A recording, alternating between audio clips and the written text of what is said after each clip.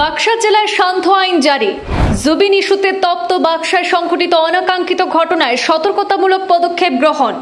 163 ধারা জারি করে মিটিং, মিছিল ও জমায়েতে নিষেধাজ্ঞা জারি করল প্রশাসন। বাক্সা জেলা কারাগারের 500 মিটারের মধ্যে 5 জন বা তার বেশি লোকের জমায়েতে কঠোর নিষেধাজ্ঞা প্রশাসনের। জেলা কারাগারের আশেপাশে কোনো র্যালি, প্রতিবাদ, স্লোগান বা বিশৃঙ্খল কার্যকলাপ সম্পূর্ণভাবে নিষিদ্ধ করা হয়েছে। নিরাপত্তার স্বার্থে এলাকায় কোনো ধরনের নিষিদ্ধ বা বিপজ্জনক সামগ্রী বহনে কড়া নিষেধাজ্ঞা জারি করা হয়েছে। পরিস্থিতি নিয়ন্ত্রণে সব রকম প্রচেষ্টা অব্যাহত রেখেছে প্রশাসন। কারাগার এলাকায় বিক্ষোভের সময় গুলি চলার ঘটনায় 3 জন আহত হওয়ার খবর পাওয়া গেছে। আহত হয়েছেন বাক্সা জেলার অতিরিক্ত পুলিশ সুপার গীতার্থ দেব শর্মা। জুবিন কাণ্ডের অভিযুক্তদের অন্য কারাগারে স্থানান্তরের দাবি উঠেছে।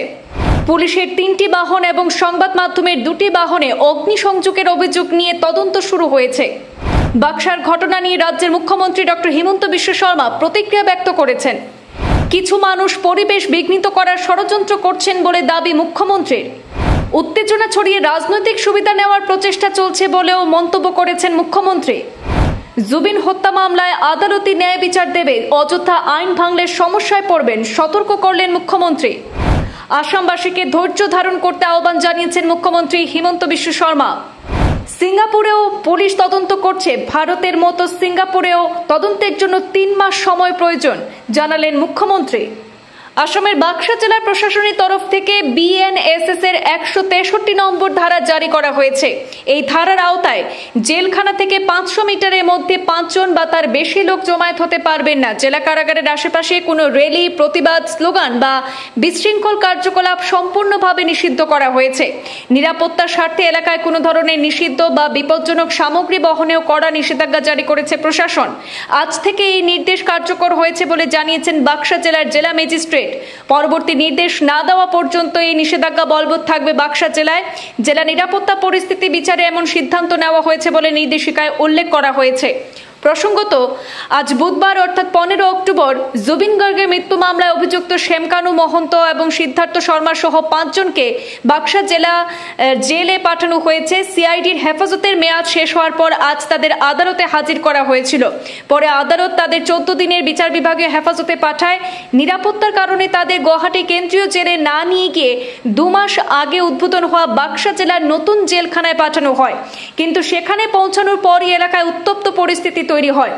শত শত মানুষ সেখানে উপস্থিত হয়ে অভিযুক্তদের বিরুদ্ধে প্রতিবাদ জানিয়ে অভিযুক্তদের জনতার হাতে তুলে দেওয়ার দাবিতে বিক্ষোভ প্রদর্শন করলে পরিস্থিতি বেলাগাম হয়ে ওঠে। একসময় জনতা এবং পুলিশের মধ্যে সংঘর্ষ শুরু হয়। পুলিশ প্রথমে পরিস্থিতি নিয়ন্ত্রণে সেখানে লাঠিচার্জ করতে বাধ্য হয় এবং পরবর্তীতে গুলিচালনা করতেও বাধ্য হয়েছে পরিস্থিতি সামাল দিতে। এতে বেশ কয়েকজন আহত হয়েছেন বলে খবর পাওয়া গেছে। অন্যদিকে বিক্ষুব্ধ জনতা পুলিশের গাড়িতে আগুন ধরিয়ে দেওয়ার অভিযোগ রয়েছে, পাথর ছোঁড়ার অভিযোগ রয়েছে, যার ফলে বেশ কয়েকজন পুলিশ কর্মকর্তা আহত হয়েছেন। সেখানে সংবাদ সংগ্রহ করতে গিয়ে অনেক সাংবাদিকও আহত হয়েছেন বলে খবর পাওয়া গেছে।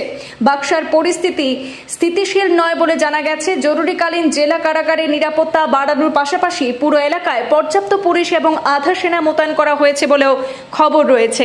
বাক্সায় উত্তেজনাকর পরিস্থিতি নিয়ে রাজ্যের মুখ্যমন্ত্রী ডক্টর হিমন্ত বিশ্ব শর্মাও প্রতিক্রিয়া ব্যক্ত করেছেন। তিনি মন্তব্য করেছেন যে উত্তেজনা ছড়িয়ে রাজনৈতিক সুবিধা নেওয়ার চেষ্টা চলছে। সেখানে কিছু মানুষ পরিবেশ বিঘ্নিত করার ষড়যন্ত্রণা চালাচ্ছেন বলে দাবি করেছেন মুখ্যমন্ত্রী আসামবাসীকে ধৈর্য ধারণ করতে আহ্বান জানিয়েছেন এবং তিনি এও বলেছেন যে সিঙ্গাপুরেও পুলিশ তদন্ত করছে, ভারতের মতো সিঙ্গাপুরেও তদন্ত চালাতে আরো 3 মাস সময় প্রয়োজন, এমনটাই জানিয়েছেন মুখ্যমন্ত্রী এবং আসামবাসীকে ধৈর্য ধারণ করার আহ্বান জানিয়েছেন।